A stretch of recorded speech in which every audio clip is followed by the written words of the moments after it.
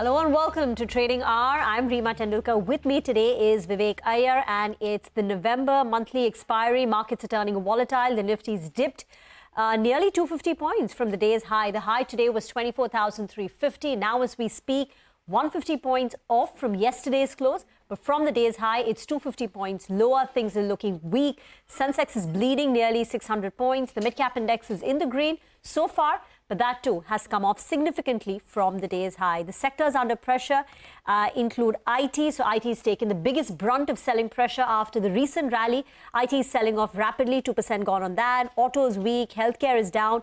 Pharma, that's the pharma index is down nearly 2/3 of a percentage point. On the way up, not too many PSU banks are managing to have a green tick again, but these are off significantly from the day's high. Just the picture in the market has turned in the last 30 minutes. Last 30 minutes, we've seen significant selling pressure. And like you rightly mentioned, today, is the expiry as far as the November series is concerned. So we are going into the December series on a very, very volatile note. So, the first thing that we should have a look at is the India VIX, and that seems to have spiked up a little bit, at least in the last half hour of the trading session. Like you mentioned, all of the key indices, Nifty Bank, mid-cap, small-cap indices holding, but still they're significantly off the day's high.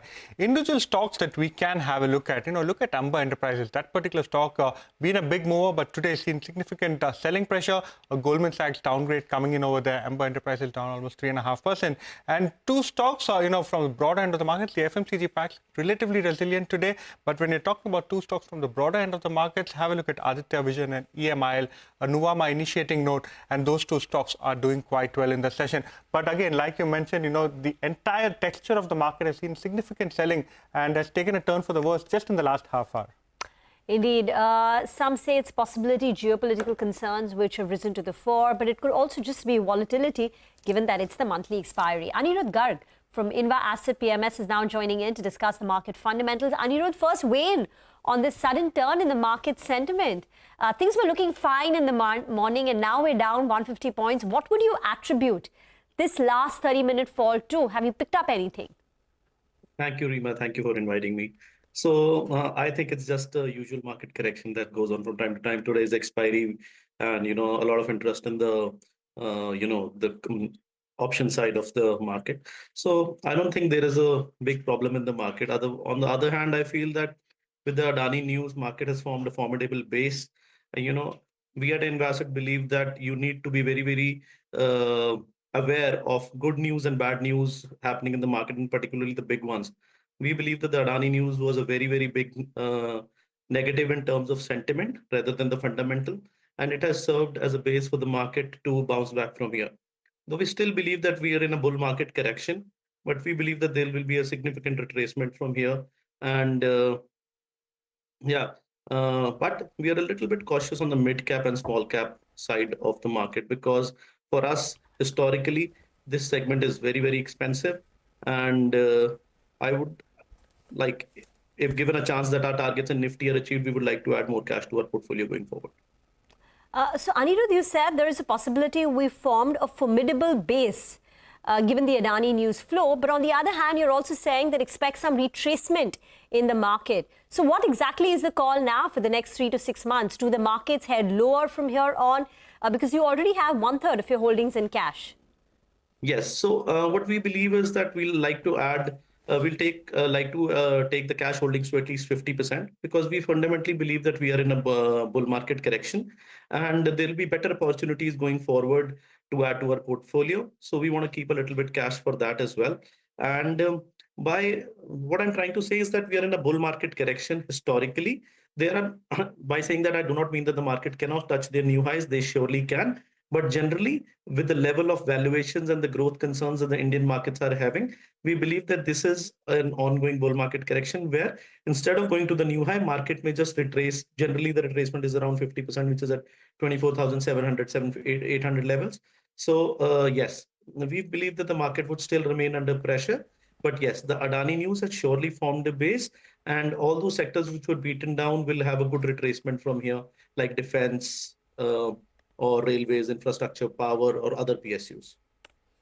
Anirudh, 1/3 of your holding is cash, like you just mentioned.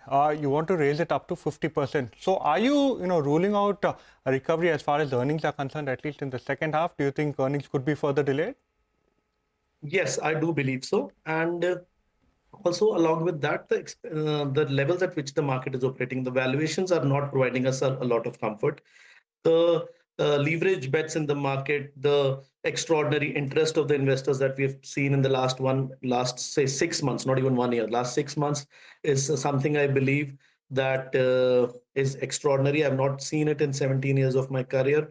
A lot of bets which are placed without looking at the fundamentals, just looking at the momentum, I believe will be corrected. And this is the usual course of business in the markets, nothing usual. Whenever there is a bull market, you tend to forget that bull market corrections are also a part of the market.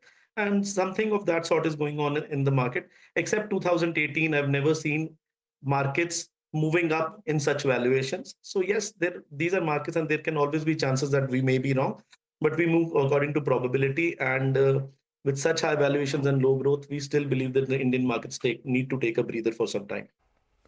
So Anirudh, tell us how you are constructing your portfolio now, because clearly you're cautious. So the stocks that you hold can ride the storm over the next few months. So tell us about your portfolio construct. So see, there is one sector, Reema, that I would like to share with the investors. Something how this idea generated back in 2013. In 2008, when there was a global financial meltdown, the FMCG sector in India, particularly the FMCG companies like HUL, ITC, those who were owned by top managements, when the market corrected from 6,500 levels, I'm talking about the Nifty, 6,500 levels from January 2008 to 2,250 levels in October 2008, around a 66% correction in the overall market we saw at that time. These companies went down only 20%. And that is how this research started. And what we noted was that whenever there is a chance of bull market correction or a bear market, money moves from value and growth towards safety. So FMCG is one of those pockets where money moves a lot. So we would say 1/3 of our portfolio we have placed in FMCG, another 1/3 of our portfolio we have placed in index stocks. We are now more, we are taking index stock as an umbrella to safeguard our investors from broader declines that can be there. We believe that the mid and small caps may have another 20% decline, while the big stocks or index stocks like the Nifty stocks may have just a 5 to 7% correction. So that is why we are taking these steps, particularly in index and FMCG. Anirudh, we understood that. So FMCG is something you like. You also feel there's safety as far as some of the index names are concerned. 50% portfolio will eventually head to cash. So in this particular decline, or H2, when you see more declines as you are predicting, where is it that you will incrementally go ahead and hold up, or which are the sectors that you like? So see, this is an old economy run, and I believe again the old economy, when the valuations are corrected, will take over. So again, these stocks which are related to power or green energy or capital expenditure would again see the focus. We've been invested into stocks like railways, defense, infrastructure, power for the last 2 years, back from November of 2022, and exited the position a couple of months ago. So yes, again, as the valuations correct, as the things settle, as again the government capex starts to pitch in, again these stocks would be the favorites. And I believe this is again where the positions would come in, because ultimately the stronger growth is here. We are also bullish on, I would say, especially the platform companies, something like a BSE or a Zomato. But again, the valuations are on a higher side.